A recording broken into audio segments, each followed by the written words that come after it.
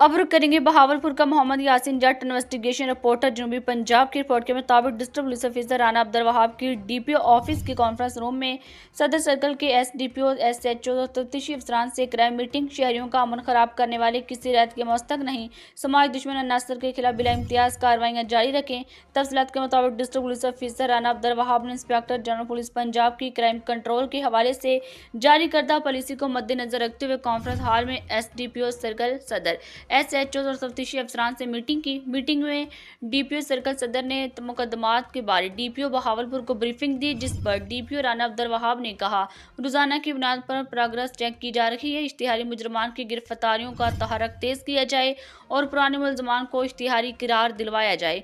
कत्ल, इक़दाम कत्ल, डकैती, राबरी और संगीन मुकदमात की तफ्तीश मेरिट और मुद्दत वक्त के अंदर की जाए। जेर तफ्तीश मुकदमात को जल्द यकसू करवाएं और चलान दी गई डेडलाइन में अदालत जमा करवाए जाएं और सर्कल अफसर रोजाना की बुनियाद पर जेर तफ्तीश मुकदमात के बारे तफसीली रिपोर्ट मरतब करने के जिम्मेदार होंगे।